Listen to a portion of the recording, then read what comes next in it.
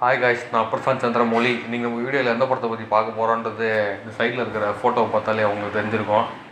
அதாவது ஆபத்தை தெரிஞ்சே விலை கொடுத்து சாரி ஓசியில் வாங்குற கதையா படத்தை பற்றி ஏகப்பட்ட ரிவ்யூஸ் பார்த்துமே பார்த்திங்கன்னா இந்த தக் லைஃப் இந்த படத்தை நான் பார்த்துருந்தேன். ஸோ மக்கள் என்ன சொன்னாங்களோ அதே மாதிரி தான் பார்த்திங்கன்னா படம் ஃபுல்லாகவுமே இருக்குது. இந்த தேவையில்லாத ஆணின்னு சொல்லுவாங்க பார்த்தீங்களா, தேவையில்லாத ஆணியில் தான் படமே இருக்குது. அதாவது பார்த்த அவங்களுக்கு நல்லாவே புரிஞ்சிருக்கும்.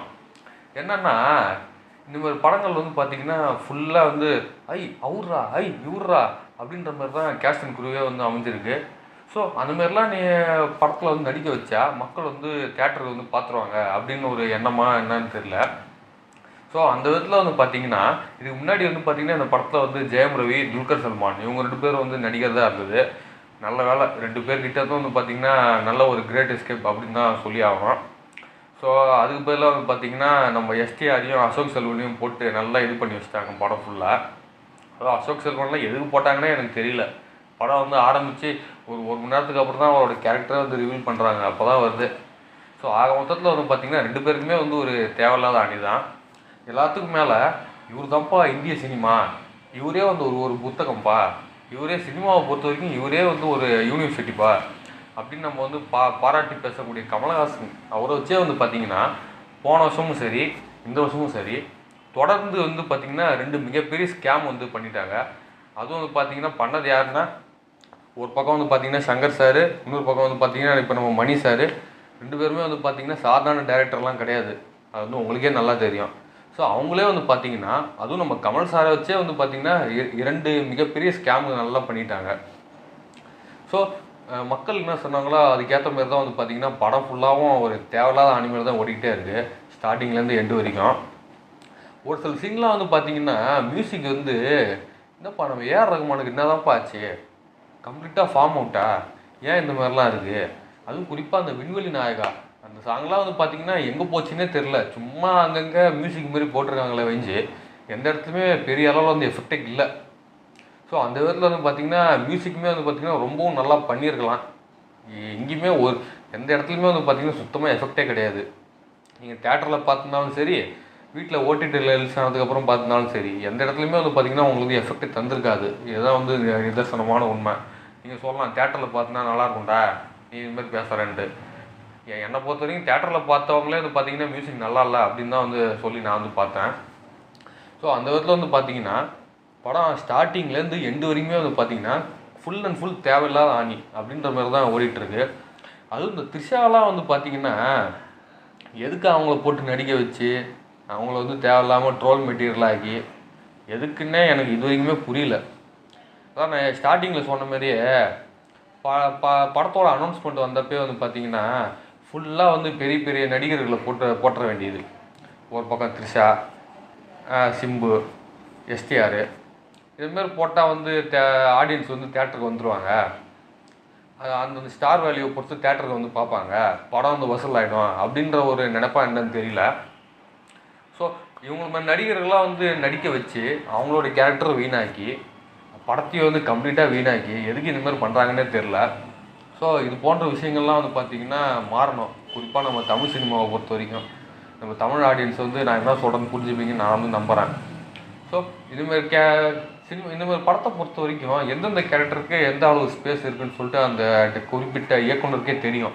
ஸோ அப்படி இருக்கிறச்ச ஏன் ஃபுல்லாக ஒரு பக்கம் எஸ்டிஆர், இன்னொரு பக்கம் அசோக் செல்வனு எதுக்கு இந்த மாதிரி பண்ணுறாங்கன்னு எனக்கு ஒன்றும் புரியல. நான் ஏற்கனவே சொன்ன மாதிரி நல்ல வேலை முன்னாடி ஜெயம் ரவி ரவிமோகன் அவர் நடிக்கிறதா இருந்தது, நம்ம துல்கர் சல்மான் அவர் நடிக்கிறதா இருந்தது.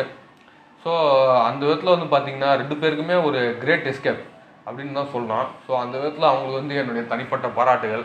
நல்லவெல்லாம் அவங்க பார்த்திங்கன்னா இந்த படத்தில் நடிக்கலை. அதுமாரி இந்த ஐஸ்வர்யா லக்ஷ்மி இப்போ தான் மாமன் படத்தில் அவங்களோட கேரக்டரை நல்லா ரசித்து பார்த்தேன். பட் அது அப்படியே தலைக்கீழே இந்த படத்தில் அப்படி பண்ணி வச்சிட்டாங்க. சுத்தமாக ஒரு வேல்யூவே கிடையாது. அதுமாரி ஜோஜு ஜார்ஜ் இப்போ சமீபத்தில் அந்த ரெட்ரோ படத்தை பார்த்துட்டு என்னோடய ரிவ்யூவில் சொல்லியிருப்பேன், தக் லைஃப்பில் இவரோட கேரக்டர் எப்படி இருக்கும் அதுக்கு நான் ஈகர்லி வெயிட்டிங் அப்படின்னு சொல்லிட்டு நான் அந்த மாதிரி ஒரு வார்த்தையை சொல்லியிருக்கவே கூடாதோ அப்படின்னு இந்த படத்தை பார்த்ததுக்கப்புறம் எனக்கு தோணுது. எதுக்கு அவரை போட்டாங்க எனக்கு ஒன்றுமே புரியல. ஒரு இயக்குனராக வந்து உங்களுக்கே தெரியும் ஒரு கேரக்டர் வந்து எவ்வளோ நேரம் வந்து ஸ்க்ரீன் பிளேயில் வரும், படம் ஃபுல்லாக எவ்வளோ நேரம் வரும். அப்படி இருக்கிறச்ச நீங்கள் அதுக்கேற்ற மாரி ஒரு நல்ல ஒரு நடிகரை போட்டுடலாம். நான் ஏற்கனவே இன்னொரு வீடியோலையுமே நான் சொல்லியிருப்பேன், ஒரு கேரக்டர் வந்து எந்த அளவுக்கு ஒரு ஸ்க்ரீன் ப்ரெசன்ஸ் இருக்கும், எந்த அளவுக்கு ஸ்பேஸ் இருக்கும் அப்படின்னு சொல்லிட்டு சம்மந்தப்பட்ட டேரக்டருக்கே தெரியும். ஸோ அப்படி இருக்கிறச்ச எப்போ பார்த்தாலும் நீங்கள் வந்து ஒரு பெரிய நடிகரையோ போட்டு நீங்கள் ஏன் வின் பண்ணணும்? எத்தனையோ பேர் வந்து ஆடிஷன்ஸ் நம்பி போயிட்டே இருக்கிறாங்க. சீரியலில் நடிச்சிட்டு இருக்க நிறைய பேர் வந்து பார்த்திங்கன்னா சோஷியல் மீடியாவில் வந்து ட்ரெண்ட் ஆகிட்டு இருக்காங்க. ஸோ அவங்களெலாம் போடலாமே, அவங்களுக்கு ஒரு நல்ல ஒரு வாய்ப்பு கிடைச்ச மாரி இருக்கும். ஸோ இதெல்லாம் வந்து பார்த்திங்கன்னா மணிரத்னம் சார் மட்டும் கிடையாது. நீங்கள் இப்போ வரக்கூடிய நிறைய படங்கள் வந்து பார்த்திங்கன்னா இது போன்ற ஒரு தவறு வந்து இருக்க தான் செய்யுது. ஸோ எல்லாருமே வந்து பார்த்திங்கன்னா கொஞ்சம் சேஞ்ச் பண்ணால் நல்லாயிருக்கும்.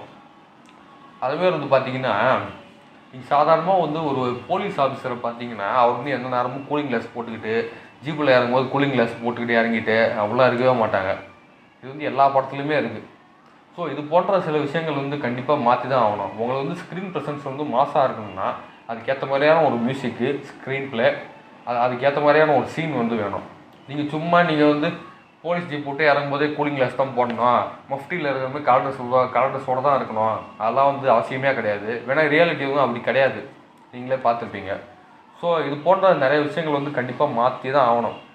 நான் வந்து பர்டிகுலராக தக் லைஃப் படத்தை பார்த்து மட்டும் நான் வந்து சொல்லலை, எந்த ஒரு படமாக இருந்தாலும் சரி. ஏற்கனவே வந்து நிறைய படங்கள்லேயும் இது போன்ற ஒரு சில மிஸ்டேக்ஸ் இருக்குது, இனி வரக்கூடிய படங்கள்லேயுமே கூட இருக்கலாம். ஸோ ஒரு ஹீரோ வந்து போலீஸ்காரனாக நடித்தா அவங்க வந்து மாசாக இருக்கணும், கூலிங் கிளாஸ் போட்டு வந்து தான் போலீஸ் ஜீப்லேருந்து இறங்கணும் அப்படின்றது வந்து பார்த்திங்கன்னா ஒரு எழுதப்படாத விதியாக என்னன்னு தெரில. அதான் வந்து பார்த்திங்கன்னா எல்லா இயக்குநர்களுமே வந்து பார்த்திங்கன்னா ஒரு டிஃபால்ட்டாக ஒரு இந்த விஷயத்தை வந்து பண்ணிகிட்ருக்காங்க. ஸோ ரியாலிட்டியில் என்ன எப்படி இருக்காங்களோ அதுக்கேற்ற மாரி பண்ணால் நல்லாயிருக்கும். ஸோ முன்னாடியே சொன்ன மாரி வந்து பார்த்திங்கன்னா தெரிஞ்சதான் இந்த படத்தை வந்து பார்த்தேன். என்ன ஆரம்பத்தில் வந்து ரிவ்யூலாம் போடவே வேணாம் அப்படின்னு சொல்லி அப்படின்ற ஒரு மைண்ட் செட்டோடு தான் நான் வந்து படம் பார்த்தேன். ஆனால் ரிவ்யூ பண்ணி ரொம்ப நாள் ஆகுது. சமீபத்தில் வந்து பார்த்திங்கன்னா படமும் நான் வந்து பெருசாக பார்க்கல, வேறு ஒரு கமிட்மெண்ட்டில் போய் மாட்டிக்கிட்டேன். இப்போ கடந்த 2 நாளுக்கு முன்னாடி மார்கன் படம் போய் பார்த்துட்டு ரிவ்யூ போடலான்னு நினச்சா இங்கே பிவிஆரில் ஓடிட்டு இருந்தது எங்கள் ஊரில், அதுவுமே வந்து இப்போ தூக்கிட்டாங்க. ஸோ வேறு வழி இல்லாமல் இந்த படத்தை பார்த்துட்டு சரி ரிவ்யூ போடுவோமே அப்படின்ற ஒரு மைண்ட் செட்டில் தான் வந்து பார்த்திங்கன்னா ரிவ்யூ இப்போ பேசிகிட்டு இருக்கவங்க முன்னாடி. ஸோ ஆடியன்ஸ் என்ன சொன்னாங்களோ அதுக்கேற்ற மாதிரி வந்து பார்த்திங்கன்னா படம் வந்து ஃபுல் அண்ட் ஃபுல் தேவையில்லாத ஆணியாக தான் வந்து இருக்குது. ஸோ யாருமே வந்து பார்த்திங்கன்னா டைம் பாஸு கூட வந்து இந்த படத்தை போய் தயவுசெய்து பார்த்துடாதீங்க அப்படின்னு தான் நான் வந்து சொல்லுவேன். இதுக்கு மேலே வந்து உங்கள் விருப்பம், பார்க்கறது பார்க்காதெல்லாம். ஓகேங்க, இதோட நான் வந்து இந்த வீடியோ வந்து முடிச்சுக்கிறேன். அடுத்து வந்து ஒரு நல்ல படத்தை பார்த்துட்டு வந்து சொல்கிறேன். ஏன் சொல்கிறேன்னா இப்போ 3 BHK, மார்கனு, இந்த லவ் மேரேஜு, இப்போ அதாவது இது 3மே வந்து பார்த்திங்கன்னா சமீபத்தில் வந்து ஓடிட்டுருக்க படம் தான். பட் எனக்கு வந்து என்னோடய கமிட்மெண்ட்ஸ் காரணமாக வந்து தேட்டரில் போய் பார்க்குறதுக்கு வந்து வாய்ப்பு கிடைக்கல. ஸோ ஓடிடியில் ரிலீஸ் ஆனதுக்கப்புறம் இந்த 3 படங்களையும் பார்த்துட்டு வந்து நான் வந்து என்னோடய ரிவ்யூ சொல்கிறேன். ஸோ அதுவரையில் உங்களிடமிருந்து விடைபெறுவது நான் பிரசாந்த் சந்திரமௌலி.